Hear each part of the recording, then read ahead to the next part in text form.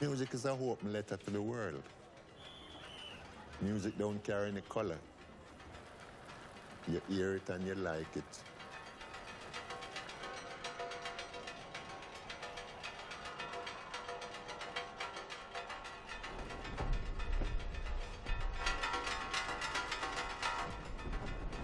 The seeds for, what we take for granted, this multicultural society that we live in now, they were really formed on the dance floor back in the day, in the late 60s, early 70s. This was something which just came from left field. We knew about soul, we knew about Tamla Motown, but this one just sort of slipped in, like a Trojan horse. Trojan have a massive collection of Jamaica gold. I call these records gold.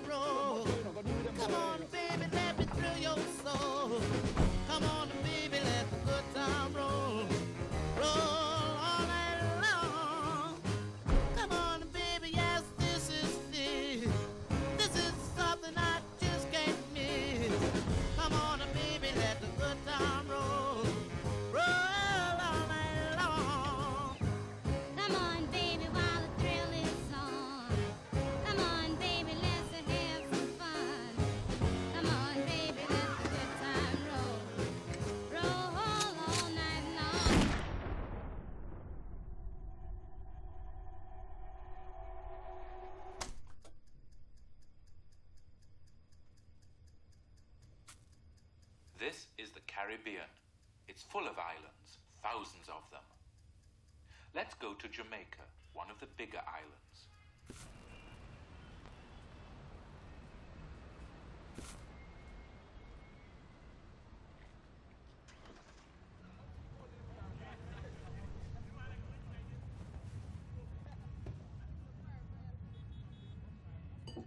Duke Reed the Trojan.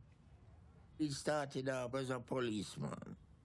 He retired from the force and started him liquor store business. You could leave his business place open and nobody don't go in there and take out nothing. He was a no-nonsense man. But Duke Reed, he had one of the best and heaviest sound in Jamaica.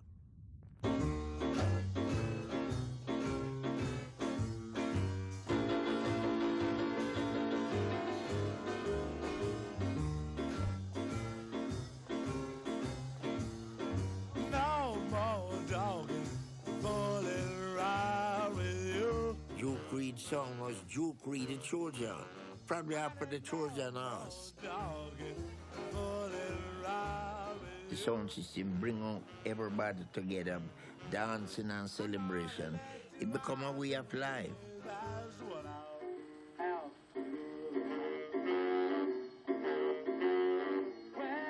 You start me in the business, give me free studio time.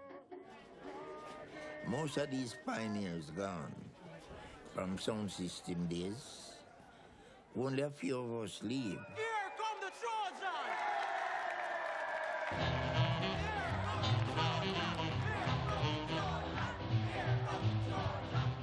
Tonight at Foresters Hall, you will be dancing to His Mightiness Duke Reed the Trojan and all that. Those guys could run Jamaica,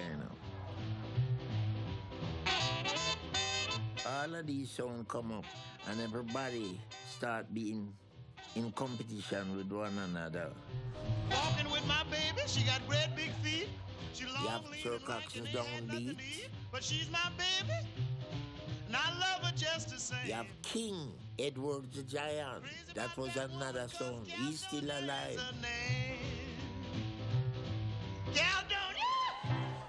The sounding system actually changed the whole concept of entertainment from live band to music by record. Mama didn't know what Caledonia was putting down. So I'm going down to Caledonia. Nobody seems to realize that the base of reggae came from we having the sound system. But the tunes that we used to play in Jamaica in the 50s were American records.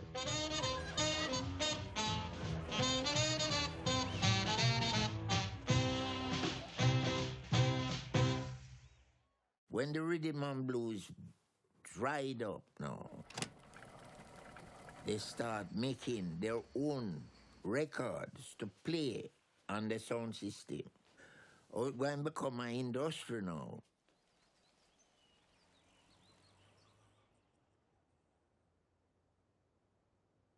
They used to call me Liquor Richards, to me imitate Liquor Richards. They say, Richards, you know, you're Duke Reed doing some audition to recording. I say, yes. I say, where Duke Reed was at? Told me at Bond Street and Charles Street. I said, okay, I didn't have a song ready. So when I went there, I saw this man and said, Mr. Reed, I heard that you're doing audition for artists. So. And he said, can you sing? I said, yeah. I said, well, sing. I said, okay then. I want a girl to dance with me. I want a girl to romance me. I want a girl who care for me. Oh, my darling, won't you let me be? Oh, oh, pretty baby, will you dance with me? And they recorded it the Thursday.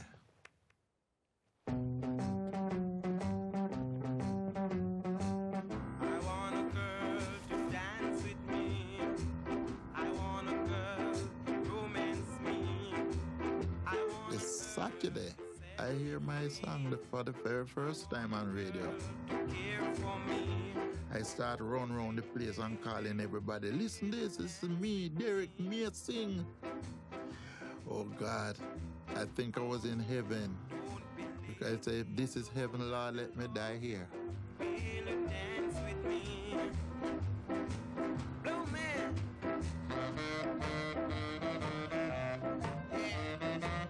They used to call me the hit maker and the hit breaker because all of my songs become #1 songs.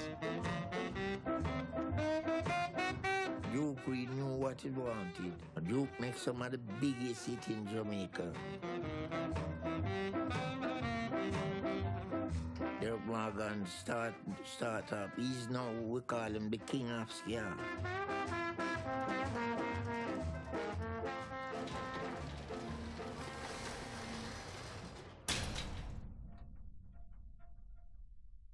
The name Ska was a guy named Clue J. He had his band, and he was trying to explain to his musician, make the guitar go Ska, Ska. A man said, him say, well, play Ska now, the name Ska.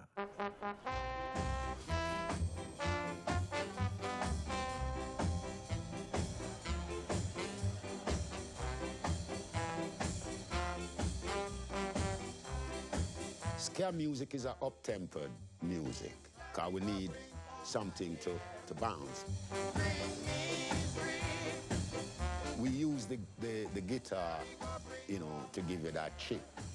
But the solidity behind that is the bass, man, with that pattern. When it hit you, you got to move. The rhythm of that music, it just keep you moving. Ska is a lively music. When a man plays ska, you know, cheng, ska, ska, ska. The ska is the backbone. Ska, if ska not in it, is not Jamaican music at all.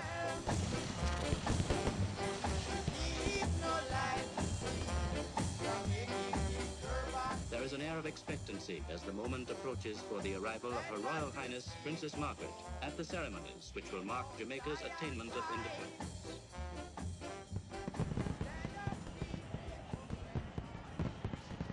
When Jamaica get independent in 1962, everyone was there and they danced that night. Everybody rubbing up on one another and, you know, it was a very great night. Kingston was fun, you know, much loving in Jamaica. Plenty of them start migrating to England here. We go to a lot of send-off party when we was growing up and things like that. It is the first time that people knew that they could just pay a passage and go to England. Sees the arrival of more than 400 happy Jamaicans. They've come to seek work in Britain and are ready and willing to do any kind of job that will help the motherland along the road to prosperity. They're all full of hope for the future, so let's make them very welcome as they begin their new life over here. And most of the records that we made, the local music by Jamaican people. Then the whole culture of the sound system migrate to England. They now start what we started.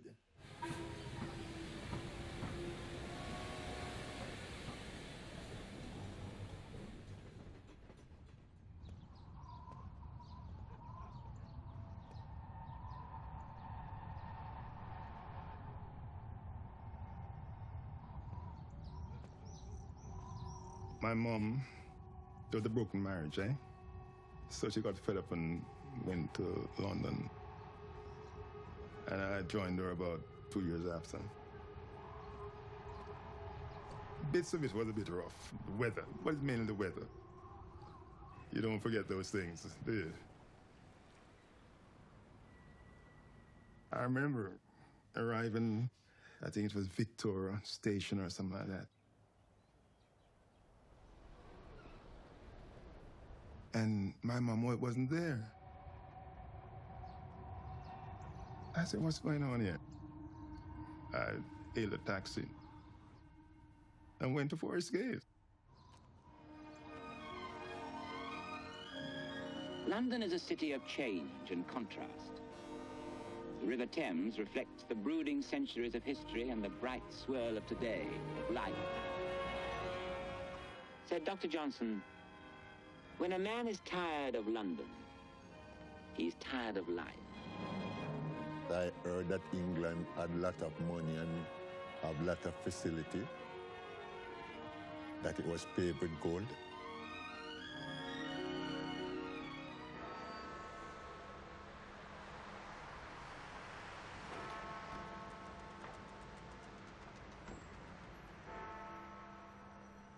My parents decided to bring me to England. I didn't want to come. When I come here, I give a lot of trouble to go back to Jamaica, you know, because I didn't like it. When I was in Jamaica growing up, I have a lot of fruit tree that I could climb. The sea, I could go and swim in and go to the river and play cricket with my friends. That was a mental strain to miss all of those younger days in Jamaica.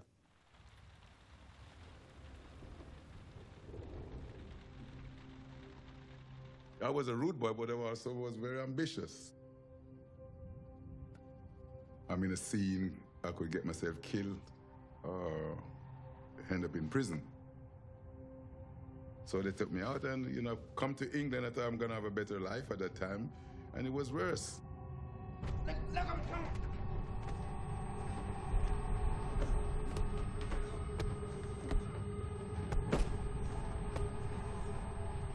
The young white kids, they don't know. They're not used to black people. Gully Wog, they used to call me a brushhead. When you come into school, things on the bench like peanuts and bananas. This is the kids are used to do. You know, kids are crazy, you know.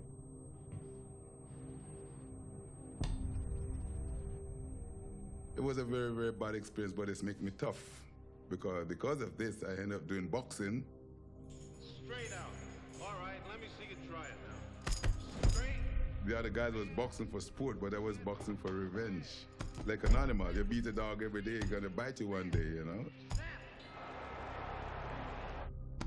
They're a nuisance when you've got to walk past them in the streets, they won't move. So you wouldn't be too happy if one moved in next door to you? I shouldn't be happy at all. Well, I would deport them. They're nothing but a scourge on the good land.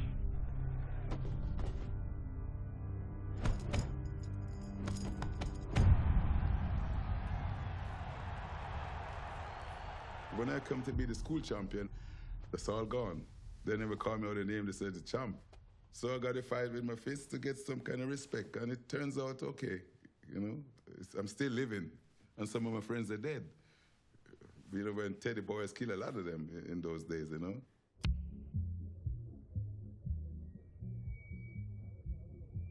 When I come here, I sign on at the Youth Exchange in Balham. I wanted was to go back to Jamaica so much, I have to go and get myself a job. So one day, pull the card out, and the card said, NCP, no colored people.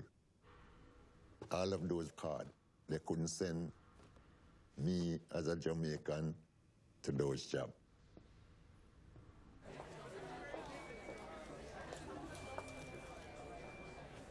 The Jamaica music was what keep us going. So if we want to know what music make in Jamaica, we have to go to the sound system. And at the same time, the sound system is holding up our culture. We end up in basements, that's where we're coming from. In any little dump, anywhere we clean that out, you know, and put some boxes. Some people clear out their house. Every 2 weeks or so, he would have a dance, right? And he would clear the furniture out. And big boxes come in, and boom, yeah, session.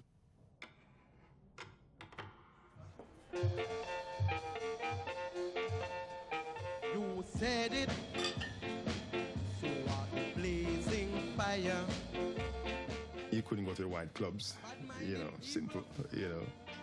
So that's a natural thing. You make your own fun. They were all sung by you, and now we have back to. I remember neighbors would call the police. They're playing this jungle music. Yeah, serious, yeah. But when I were with you, music was the thing that gives you a lift each day. live and let others live. As a young Jamaican in Britain, you know, or wherever you came from, as a black person, right? It was all music. Yeah. Blazing fire.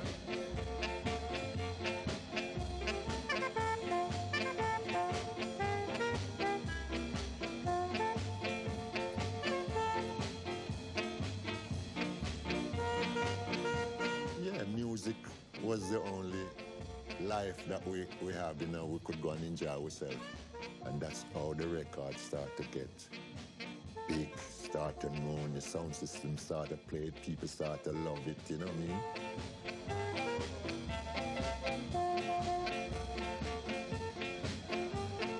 Stick and a stone can break my bone, even sitting on a throne. But words from your mouth can bore me into. What are you going to do?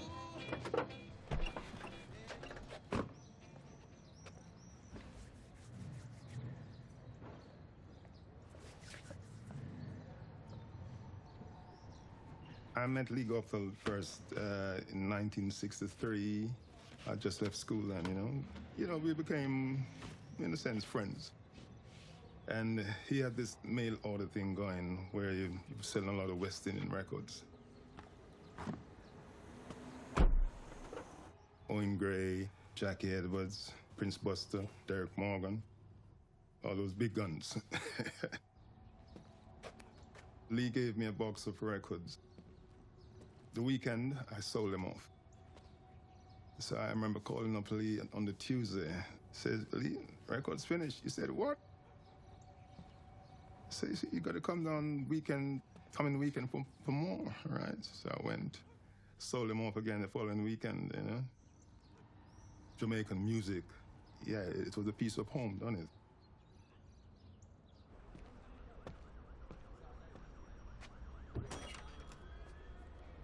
I met Chris Blackwell, who wanted to start Island Records, and part of my job was as a specialist buyer and seller of West Indian records. Lee had this building, 108 Cambridge Road, and when we moved in there, Island Records, in the very early days, he saw an opportunity because we were a Jamaican music company.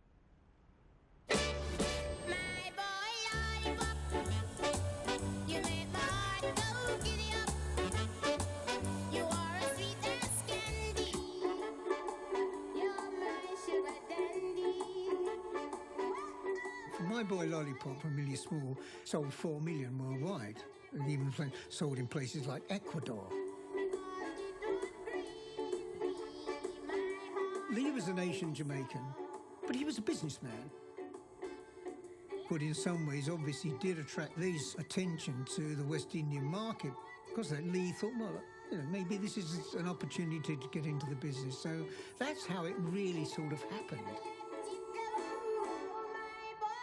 Millie Small record, My Boy Lollipop. It's a cover version.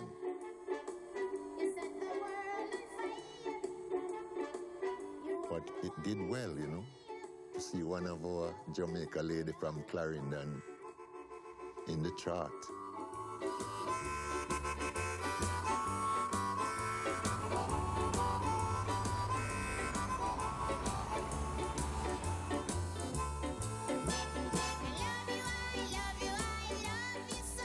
Lee mail order business expanded so much that he started a record shop in Wilson Lane.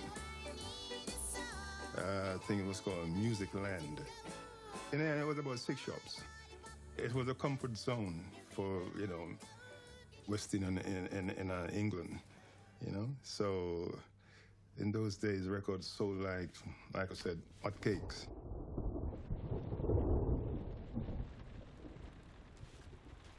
League Upside was instrumental in getting me started in my music career.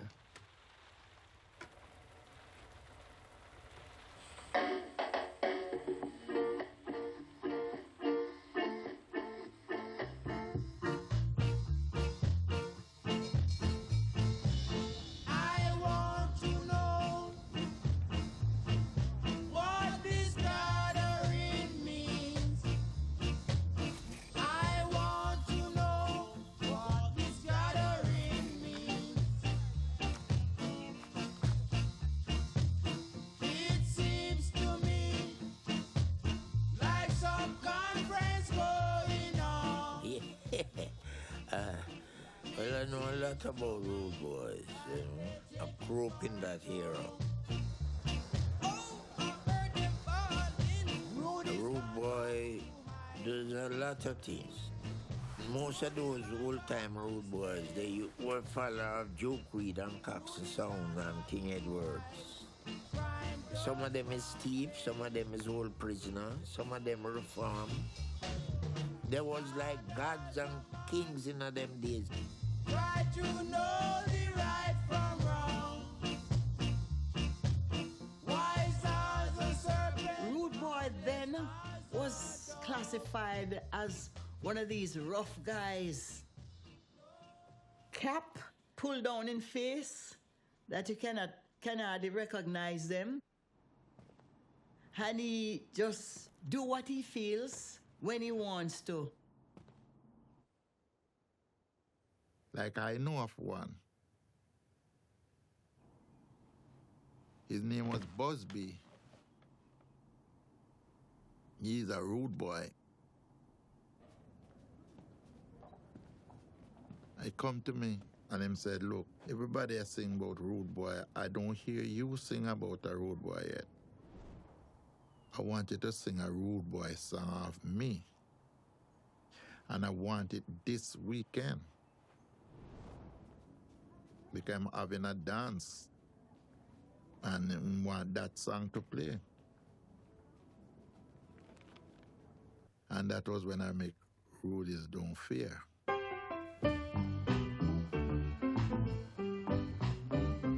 And the night of the dance, he gave it to the DJ guys.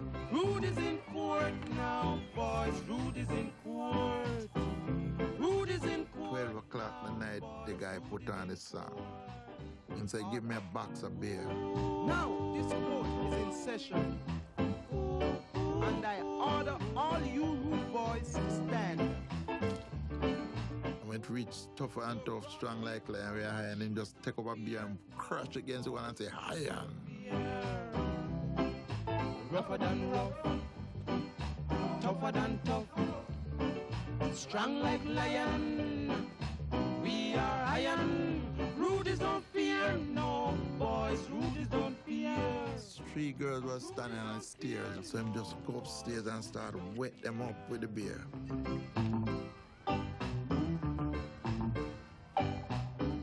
He saw a little boy come in front of him with a gun. You name Busby?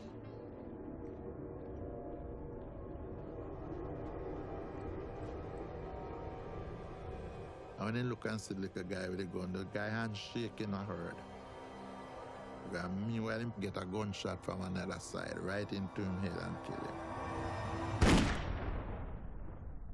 Rudies don't fear, no boys. Rudies don't fear. Rudies don't fear, no boys. Rudies don't fear. Rougher than rough. In England, you started hearing about these rude boys. It became a thing that everybody wanted to do a rude boy song. So it came to me one day, why not me? Stop your running about. It's time you straighten right out.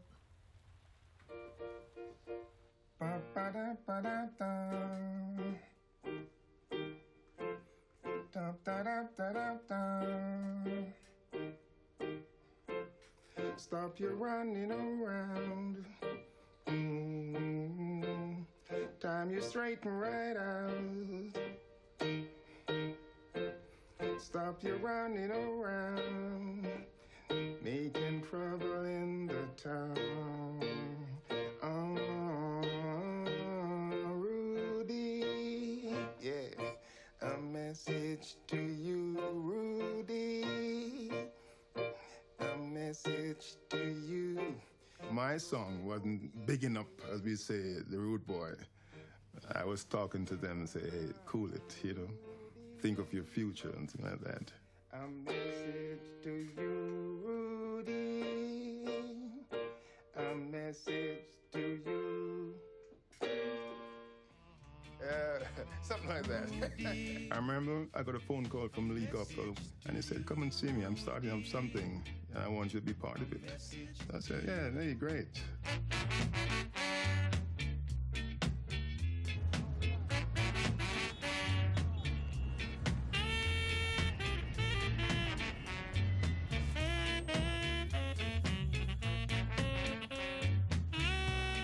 Island and Lee Gopel, the two guys them get together. Lee Gopel was a gentleman. And I knew his grandfather from Jamaica. I knew him through in the record business and as a gentleman that helped us out a lot. Him and Dave Bettridge. Before I come to England, plenty of my friends come over that I grew up with. So this was an opportunity to come and see. Stop you running around, making trouble in the town. I came here February 1968. It was strange because, you know, I'm cold.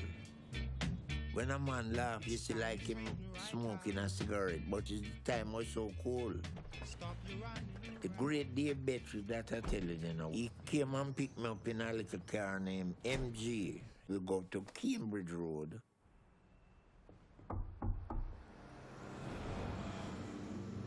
The 1960s were recovering. It was the first time when people had a bit of money in their pocket. Everything was, up for sale, basically. We decided that merge whatever talents we had as music people, and it was a convenience for all of us. And so it was a coming together, really, of one of those events. I ran into Bunny Lee for the first time.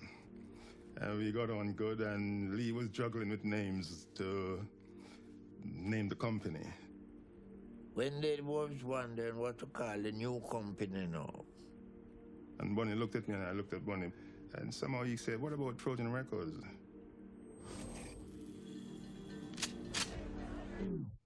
I said, "Yeah, great." And that was it, bang. Trojan was the most appropriate thing because Duke Reed the Trojan.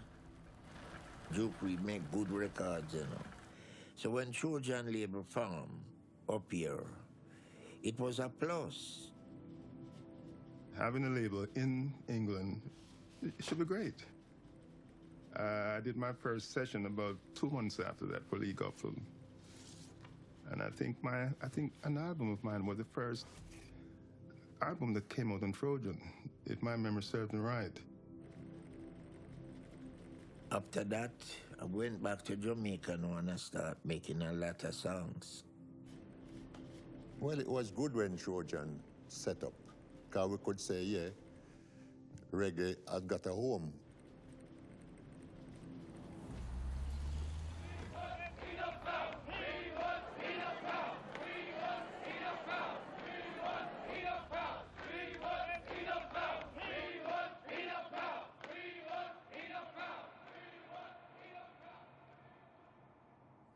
In this country, in 15 or 20 years' time, the black man will have the whip hand over the white man. Well, I can already hear the chorus of execration. How dare I say such a horrible thing? Yeah, I came across prejudice, of course. There are too many few people here. Yeah, that was a shock. Why Enoch Powell make a speech like that? We still see some of it, what he was saying in the street of England. And in fact, we never like him after that. Stick it up, mister! Hear what I said, sir, yeah. Well, Rocksteady was slower reading. Hands in the air, sir! Reggae come to take over. Yeah. Then you will get no hurt, mister. No, no, no. I'm a different kind of rude boy. A musical rude boy. And I'm the inventor for the word reggae. I said yeah. I said yeah. What they say. What they say. Don't you hear? I say yeah. Yeah, yeah. This is what they say. What they say. Do you believe I would take something with me and give it to the policeman? I wouldn't do that. And if I do that, I would say, sir, I want to put the charge. Reggae was there playing all the time for a good while without anyone know that it's reggae, I'm not a fool to hurt myself. So how we used to have a slang in Jamaica called reggae. If the girl not looking good, we call her reggae.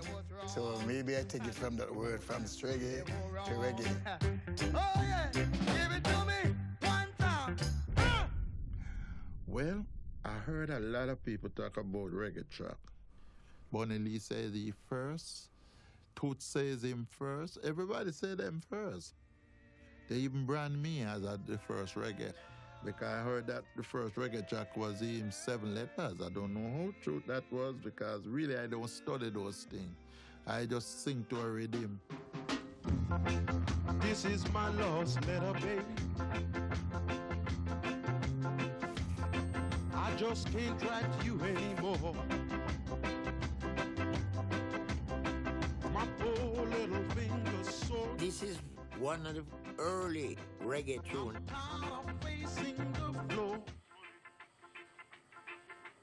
I remember I put out this song on, well, this was an early label with Trojan. So we are favorite. I can never leave the music. The ska and the bass and drum is the foundation. It's the organ truffle. That is what we call reggae. You hear the organ? Because that was the new thing, the new sound. That's reggae sound. The organ truffle. Don't make no goose or nobody tell you. If that shuffle not in the music, is not reggae. I was all alone and blue. Tuesday I wrote again, baby. I said I love no one. The word reggae started to be used a lot, right? Reggae. The Jamaican stuff came up. But there was this thing of wanting to create a British sound out of the Jamaican stuff, which we did. Reggae.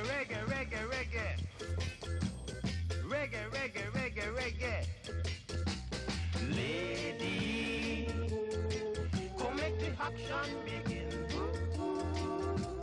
Lady, come make the action begin. Come make the reggae inna your jaggy. Come make the reggae inna your jaggy. We were doing our own brand of reggae, which the English kids love. Things like red wine, reggae in the jaggy. Lady, me no want no bang around. Lady, me no want no contention. Me just want the reggae in Well, I didn't work for Trojan until 1968 or 69, I should think. My first job with Trojan was as a production manager, and I was dealing with the factory and ordering the records and the labels and record covers and stuff like that, you know. The pirate stations would play records pretty consistently if they were popular in the clubs. This is wonderful Radio 1 on 247 meters. But BBC playing the records was quite problematic to begin with. The music was really looked down upon by the music establishment. Reggae go through a lot of victimization in the beginning, you know. None of the major radio stations, 70s coming down, would not touch reggae. I hear even Tony Blackburn, he said that reggae was rubbish. We, the sound system in England, we persevere with this music because we love it. Do you think this is a great handicap to the music, the way that it seems to be fashionable at the moment for disc jockeys to knock it? I think some of the papers were trying to knock it as classifying it, or the BBC, or, you know, they classify reggae, but I don't think the public classify it that much. They just buy if they like. Any tune that Trojan release, I would get it. As long as I go over there to the Trojan office, they gave it to me. I didn't have to pay for it.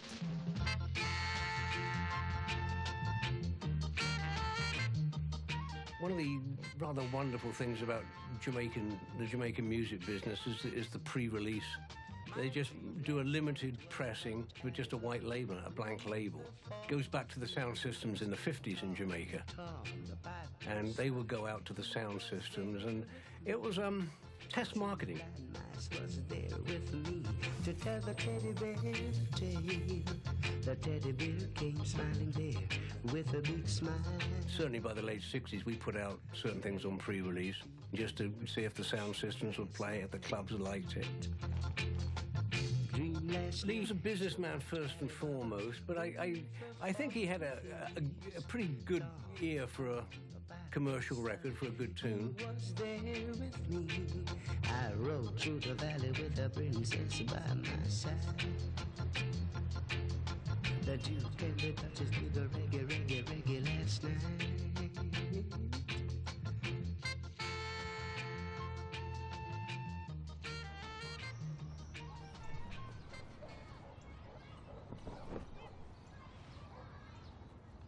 pirate radio when it first started.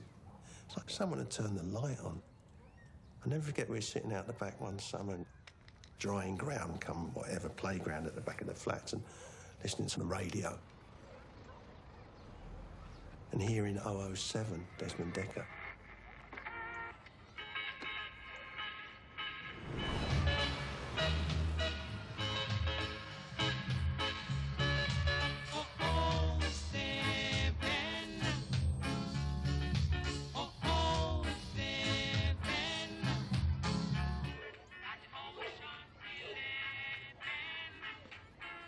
It was like a message from another planet. Just listen to this is just great.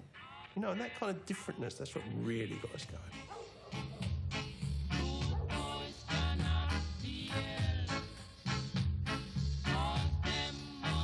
It was a very, very marked audience who wanted, you know, black people, obviously, but, you know, working class white kids as well. And as it was ours.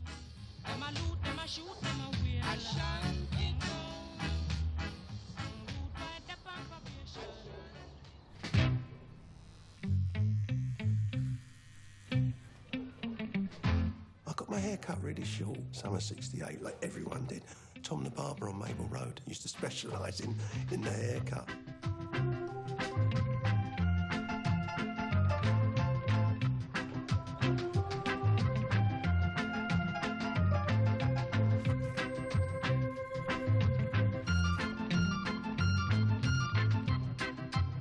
No, the skinheads were some young guys wearing braces and some big boots, and they were the road boys in England. They can identify with it. 88% of the West Indians were working class, and the skinheads, they were working class kids.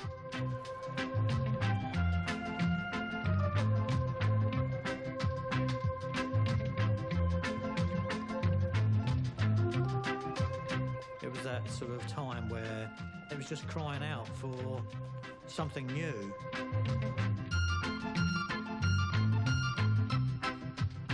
And really it was a rebellion against the long hair and the horrible flower power music, you know. Why do you think the greasers are so different to you?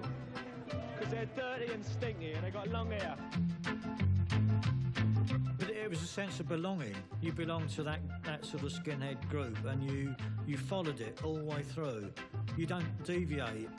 It was like joining the army, really, in a way. I suppose you had an instant group of friends, and if you went to another town or another place and there was another group, you instantly got on, you know. It wasn't cheap. You know, even a Ben Sherman was 3 guineas. Getting a pair of shoes from the squire shop, 8 guineas. But that's over 2 weeks' wages if you were just working, or even if you had a proper job, that's half your wages. The skinheads kicked it off out of the Jamaican market, but it was quite small in the beginning, and it was also, like a lot of specialist sounds, not really considered outside of the halls. Reggae music really makes sense, because look, skinhead come and endorse it and like it, you know. We are trying to play it for the people to love it. And then the skinhead come, yeah, I did like the skinhead, you know what I mean? Skinhead did come and love up the reggae.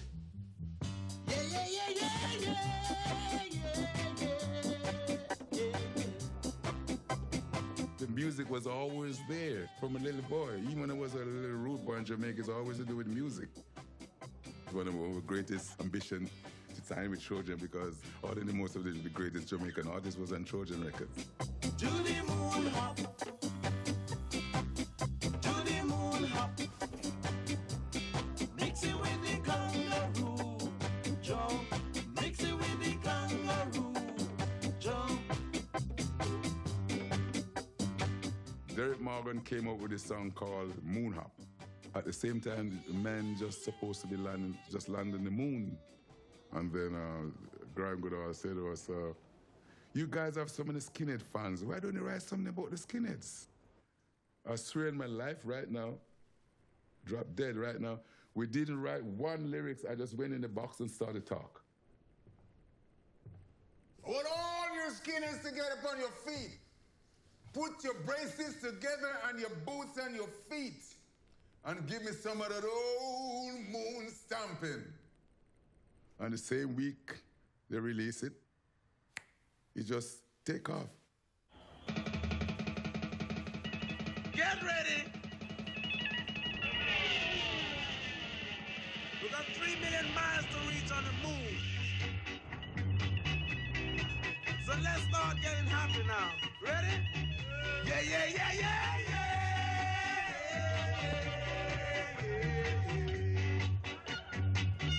Yeah, yeah, yeah, yeah, yeah. Skin and Moonstone was an anthem that Trojan had produced. There were skinheads on the front of the album, so people bought it, but it was the track. Now, before we reach on the moon, fellas, we gotta make sure that everything is spick and span. The good side of skinheads, they didn't beat up black people. Skinheads said the black people like us because they even cut the haircut what they have. We brought that from Jamaica. We used to call it skiffle. Brush your teeth, because man on the moon looking different from man on the earth. Without the British skinheads, because of them, that reggae music is still going on up to this day. My name is Caleb. Right. And remember, I'm the boss. You can see, look on my foot, or my feet, whatever you want to call it, you can see I've got the biggest boots. That's all right. Now! I brought a few records along today. Spin a couple of them for you. This is Tighten Up by the Untouchables. It's an early Lee Perry record. Island record could not hold me down. Trojan Records lift me up and have me recrowned.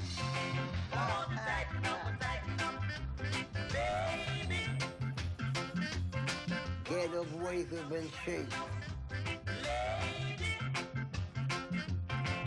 From the Scratch Perry, the upsetting upsetter.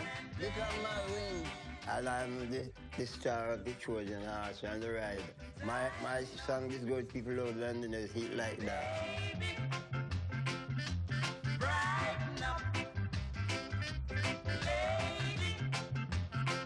In '69, we started the Tighten Up series of LPs. They were sort of collections of the last few months' best-selling reggae 45s.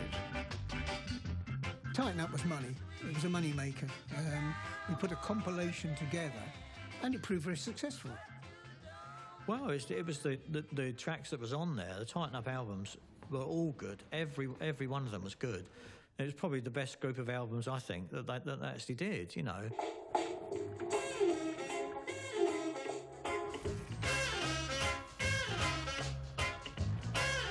Return of Jungle, like you know, it was a hit.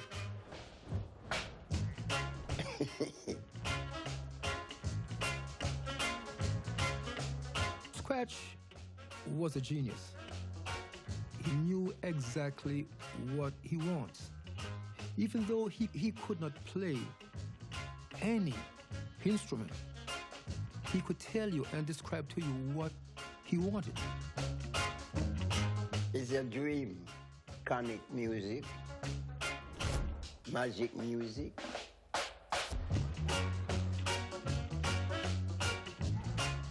Everyone had to have Tighten Up Volume 2. We had every popular hit.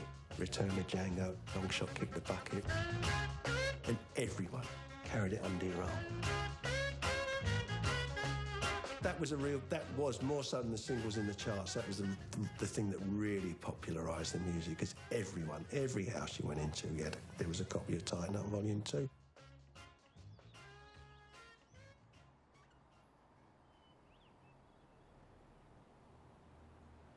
All of a sudden, this new format called reggae comes about, and we were at the right place at the right time to capitalize on it.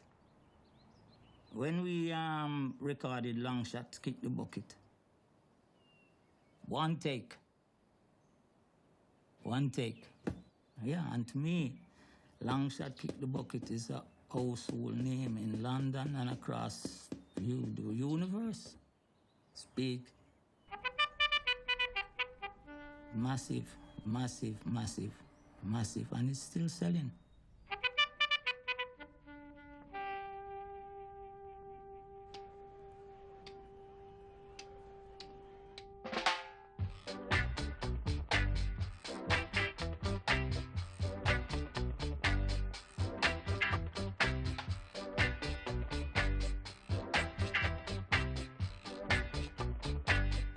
I'd never ever heard ska music before, and I didn't grow up in an environment because I had older parents, and my parents were white because I'd been adopted.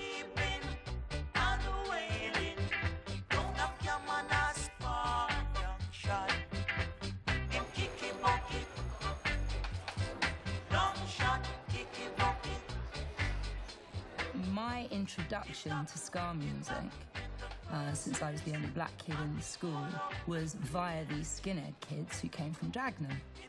And when you got to the 5th or the 6th form, you had a room in there that you could go to.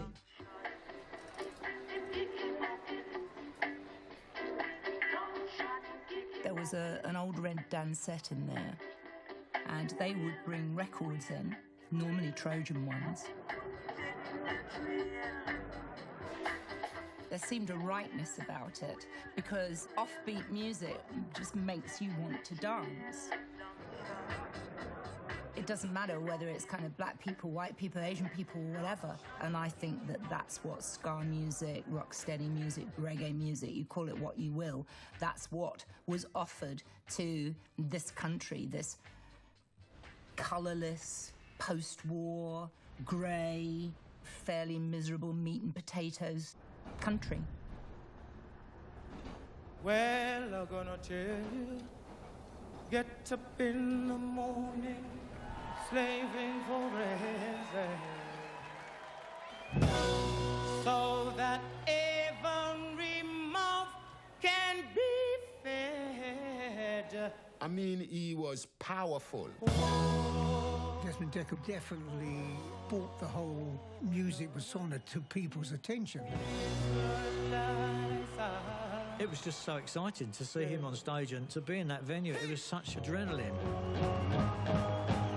Get up in the morning, slaving for exercise, so that every mouth can be. I said, a boy is a realizer. I knew that our music wasn't only entertaining. See, I said a boy is a realizer. Before the show started, we were all inside, and Desmond gonna go on stage now, and he had on this nice knitted tie. I said, Desmond, take off the tie. No, man, you have to go on stage presentable. I said, yes, but right now you're sweet.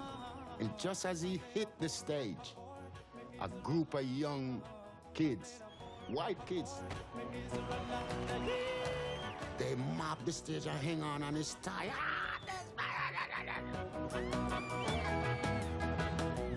And I've never seen a black man turn red before.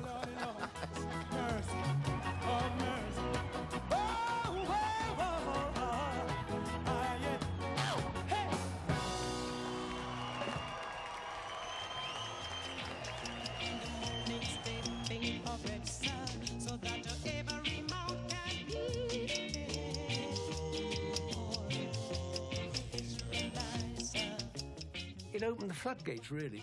It was really the first really big reggae record.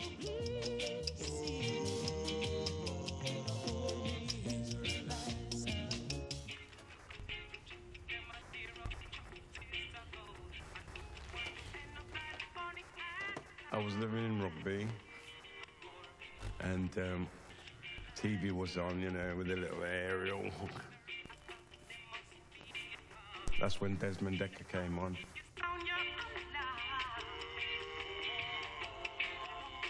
And as soon as I saw it, I goes, oh, there's a black person on TV. There wasn't no black singers on TV then. He had a presence on stage. I guess he was a rude boy as well, but not the gangster rude boy. He looked rude and he dressed rude. He looked cool, and I wanted to be like him.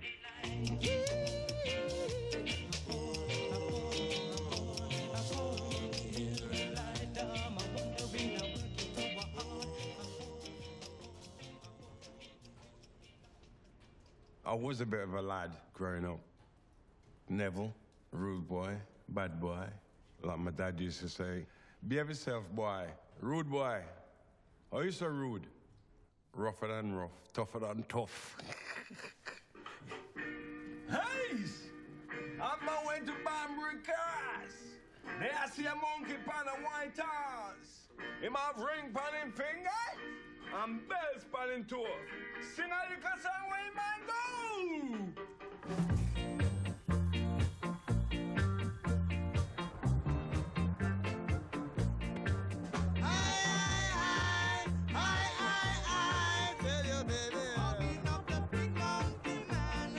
When I came here, I felt like there was different about black British. My dad used to talk about it. You have to behave yourself. It's not like being in Jamaica.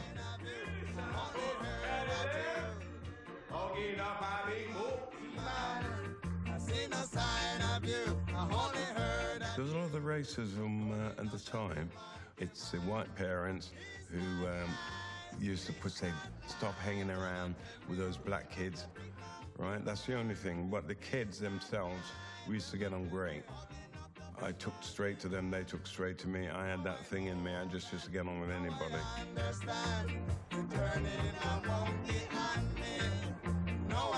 With Trojan and stuff that we used to play every year a lot, the white kids used to get into it and they wanted to be part of it. So that was great because then we used to integrate with each other.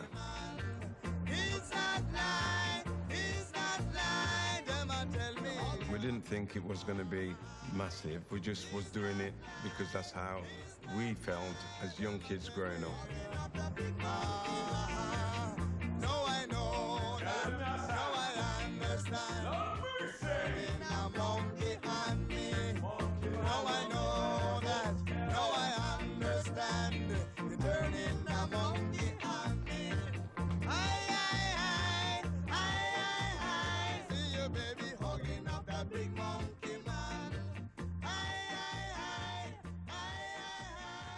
You know, I guess the early Jamaican music, for my parents, would have kind of reminded them of back home, a place they'd like to return to.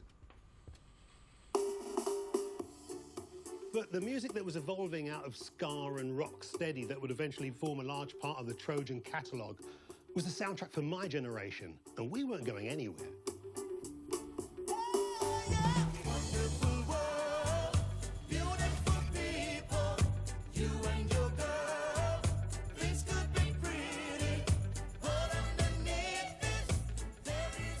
I heard all my first Trojan hits in my local youth club, which was in Stockwell. You know, things like Double Barrel, Liquidator, Long Shot, Kick the Bucket. You know, we'd been our skinhead gig, because skinhead was the lick back then. And we're talking about the fashion version, not the fascist version that emerged later.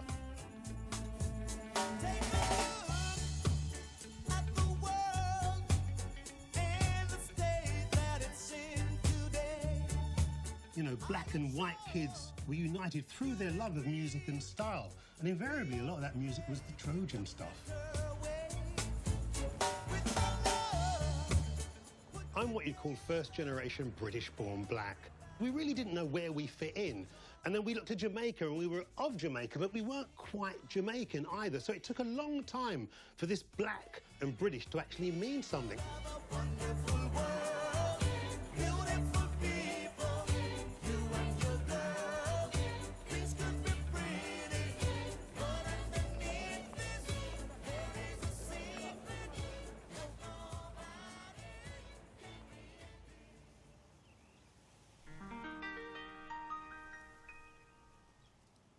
Young, gifted and black.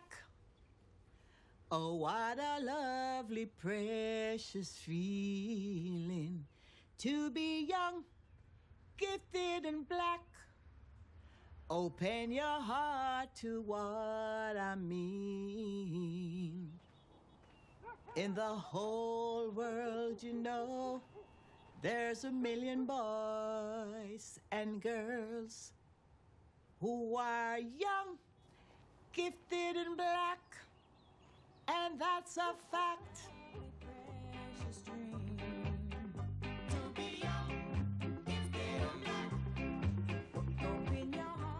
time in Jamaica, there was a consciousness, you know, a black power consciousness going around, and everybody was wearing afro.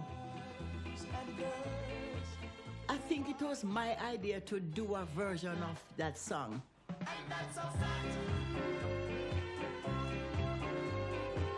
It just took off and everyone loved it. And even some of the musicians were saying, you know, we must listen to Marcia sometimes.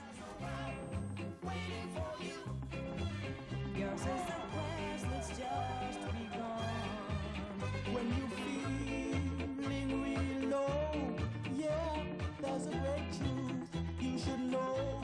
Living in Romford was quite a strange place to live.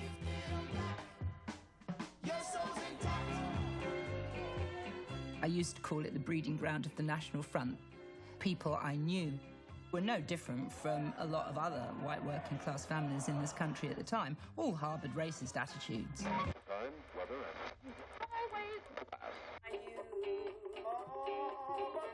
Young, Gifted and Black gave a positive identity to so many young black children in this country at that time.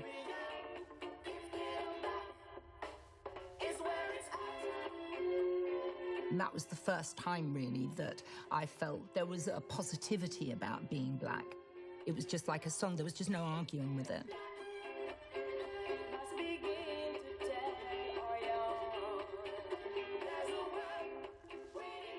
April 26th, 1970. Empire Pool, Wembley, London. The event, the Reggae Festival. 10,000 people came from all over the country. 10,000 young black and white kids. Young, gifted, and black. Oh, how I long to know the truth. Performing that song, wow. I felt as if I was in heaven. Reggae music, I think, now is an expression of your liberty, your lifestyle. People sing about what they live. And we are all one people at the end of the day. Yeah, man, those time was brilliant. Music was proper, artist was proper, the respect, the discipline. Oh, it was so nice, you know, and the crowd that was there. Oh, boy. Well, for me, that was the biggest crowd I've ever seen.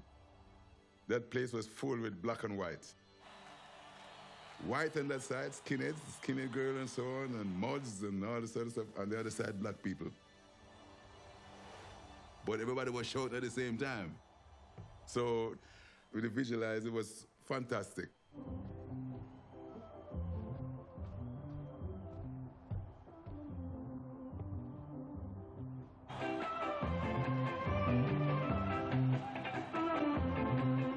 When I come out there, I come out as a rude boy as well, with no shirt on and braces and boots and flip-flop. I didn't sing. The band was doing an instrument and I was dancing and shouting like you, Roy. Eiley! I fall! And you can see the people really getting into it. And the musician was also having fun as well. You'd have to be there to see that. It was a great, great feeling. And from there on, it makes me feel good. At least I created something in my life was what takes on the whole world. It was dynamic. All those people were having hits. Yeah, boom time for reggae. Those 2 years, 69, 70, 71. Fantastic year for Trojan Records.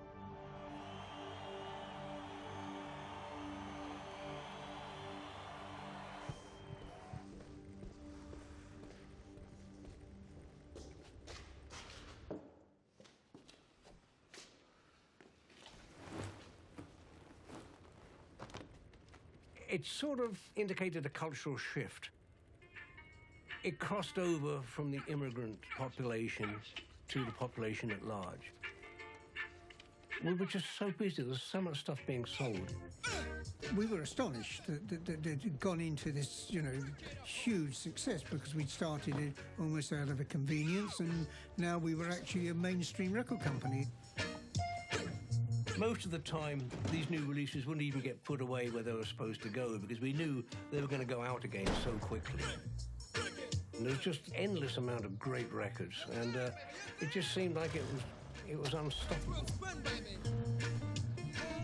We had the opportunity to start talking to the BBC and saying, look, this is happening. Number one for 6 weeks running, and it really is quite nice to have a brand new #1 record, particularly when it's as good as this. So here is Dave and Ansel Collins with their #1 sound, which is called Double Barrel, isn't it? You forgot, didn't you? Here it is right now.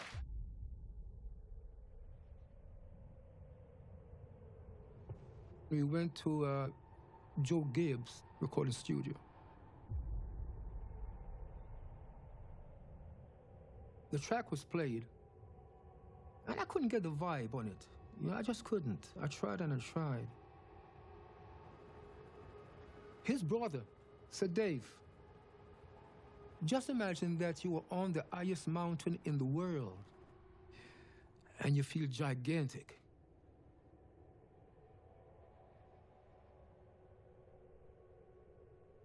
When he said that, what came to me was, I'm the magnificent, and I'm back from the shack of a sword boss, most thundering, storming, sound of soul. I am W-O-O-O, and I'm still here again.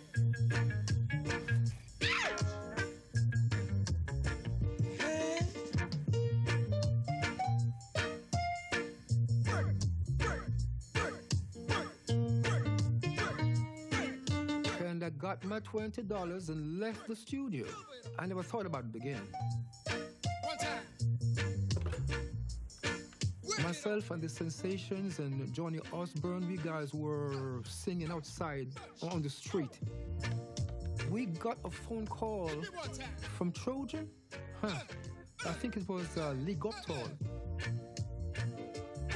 When Winston finished talking on the phone, he came outside to us. And he says, guys, that was a phone call from Trojan saying that it seems as if Double Barrel is going to hit the #1 slot in the charts.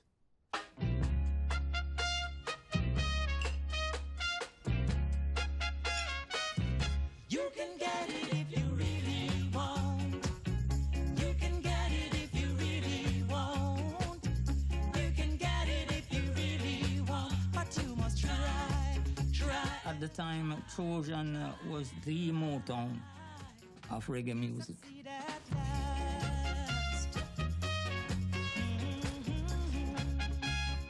We did come to take over the whole world before Motown. Reggae was really selling in phenomenal quantities. It was relentless. We have created a generation and lovers of reggae music. Alton Ellis, Ethan Trojan, John Holt, name it. Trojan have got all the artists. I can remember Trojan having 5 records in the top 40 at one stage, you know, and that is something, don't it? You succeeded. 24/7 was always be in the studio because Trojan put it out too. You understand? Rome was not built in a day. Opposition will come your way. Well, everything was happening so fast, I never had time to even pinch myself and say, where did all this come from? Because we were touring the entire England. You can get it if you really want.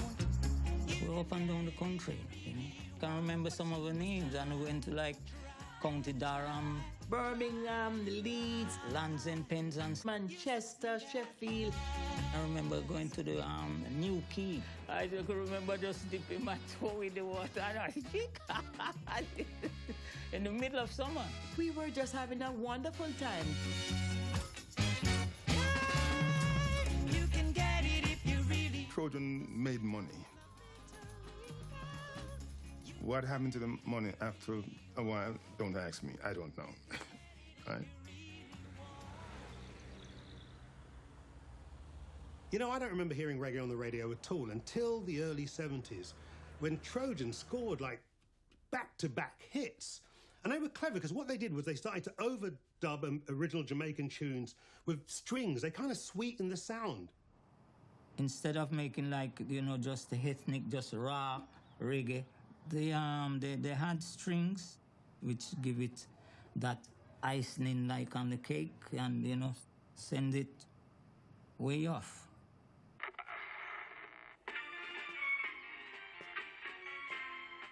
You keep telling me yes, but you don't mean it. You keep telling me no, and try to lean it. With aiming at the commercial side of the music and the market, that had everything commercial written all over it. Let your yeah be yeah, and you know me know now. When strings go on it, it sounds near to pop. And when a reggae tune have on strings now, it can identify with the soul music. The string arrangements, they're ruining reggae. Young, Gifted and Black was maybe the first record we put an arrangement on. We did it with a lot of Jimmy Cliff stuff too. Certainly if you sweetened a record a little bit, there was a greater chance of getting it played. I mean, it was just a commercial, obvious thing to do. It was a bit like saying, I'd like to have a raise. The demand that had generated out of the 70, 71, 18 months excitement of the skinheads and everything, everybody thought, not all of us, thought that, you know, now we should go, as it were, into the mainstream of music.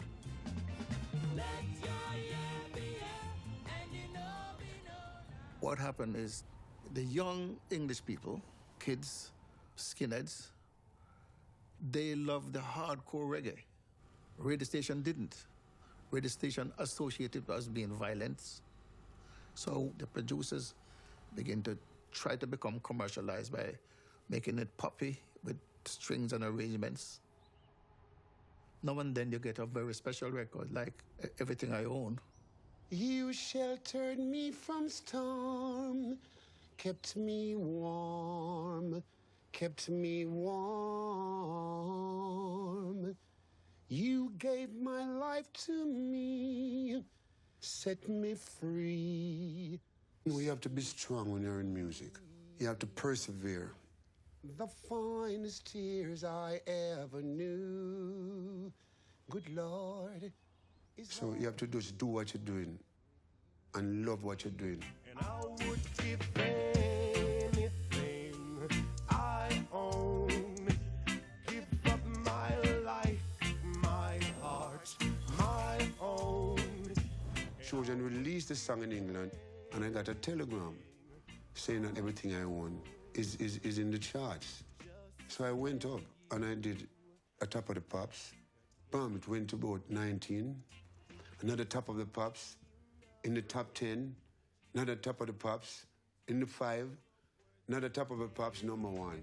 And I would give anything I own, give up my life, my heart, my own. And I would give anything I own just to have you back again. The two proudest days of my life to that date was the day when Jamaica got independence and the first day Ken Booth sang for Top of the Pops. It was one of the all-time big reggae hits.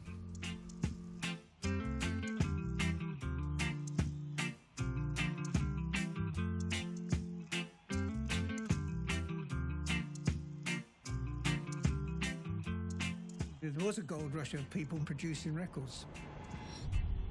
And the problem was that we didn't really know what was happening. It was an 18-month period, and it just so happens it was a golden period in terms of what the Jamaican market was putting out musically. You know, there was guys were coming up with the right tracks and the right songs, and we were hitting the charts with it, but it faded away, unfortunately. Looking back, they were just excited, you know, put out this, put out that, because they used to put about 6, 7 records out every week. And that was a lot of record for one company, one small independent company, right? And in the end, maybe that is the reason for the downfall, you know? We put out a lot of records, and some sold and some didn't. Just the amount of product that Trojan was putting out, obviously some just fell sort of stillborn from the presses and just stuck there on the shelves. Shelf space is valuable. So you can't have stock sitting around that's not selling. We were liable for the tax of all the records. We had to destroy them.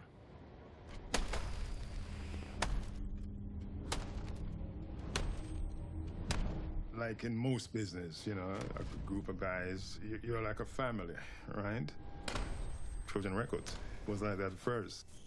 But money is a tricky thing. The company had got to the size, it had to feed itself.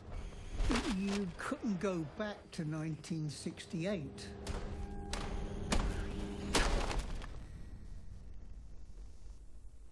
Trojan was a mess. I mean, I was to blame as much as anybody else there because, you know, we were not being disciplined. We weren't saying, no, you can't do that. I mean, you know, the success or failure was built by the success, and nobody had the guts to say, stop, this can't happen. Lee got himself, you know, there was never a huge amount of money flooding around in that company. It was, you know, and of course it went sideways, unfortunately. By 1975, Trojan kind of disappears from the map. I think it was just a cultural climate. People wanted something different. And all of a sudden, the music in Jamaica got a lot harder, a lot more militant, a lot more politicized. After the strings, right, died down, right, there was this thing, the roots music. There were more roots music coming on the scene. They weren't living up to what was happening, the changes, right?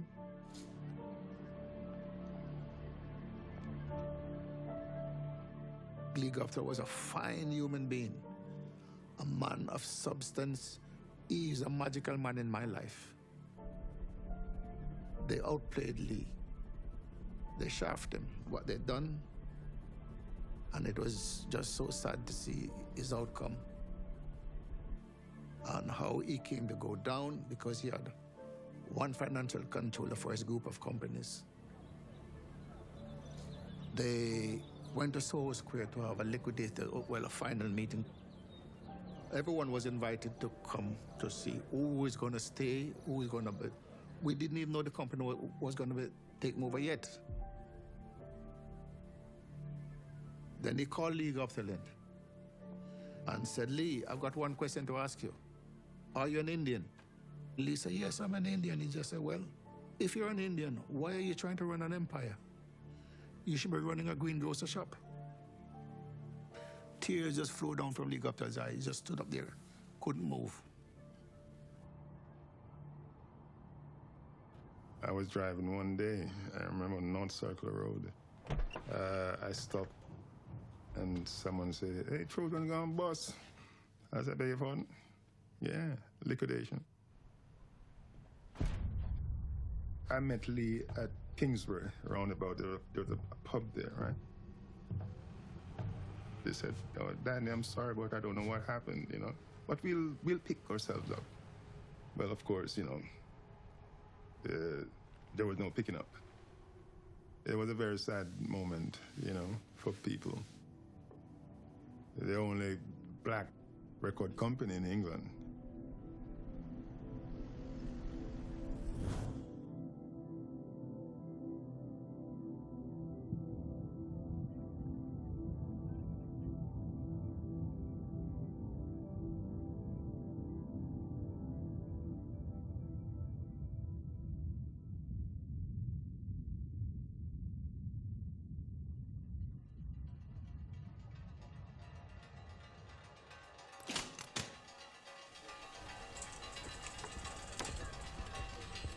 Trojan is a name will ring and will never stop ring in reggae music because there was in there from the beginning.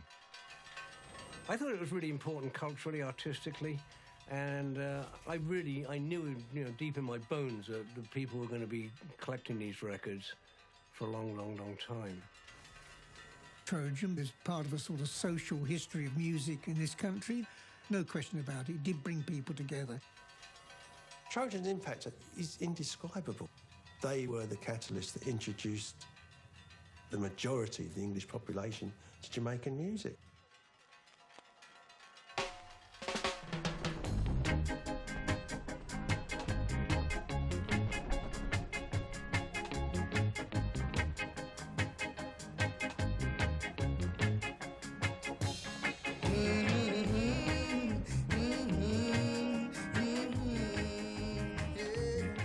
Ever since Trojan became the soundtrack for what was the first multicultural movement in this country, the skinheads, it's managed to kind of have a presence all the way through up to the turn of the millennium, when the whole punk rock thing exploded in the late 70s. They were all well aware of the whole Trojan catalogue.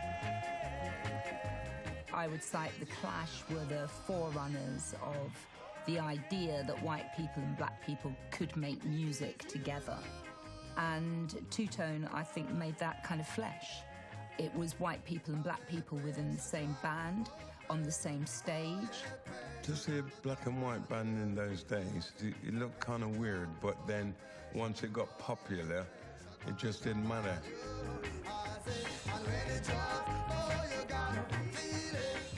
A lot of the sonic experiments that were created are now part of the fabric of popular music. You know, the emphasis of beats, the development of rap, and most importantly, bass.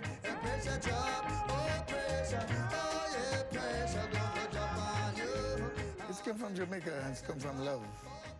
So love is the key. The music is like water. It don't have no color, right? So anybody or everybody can like it.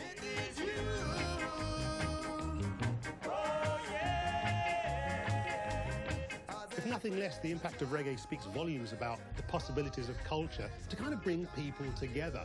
You know, church didn't do that, government didn't do that, politics didn't do that, music did that.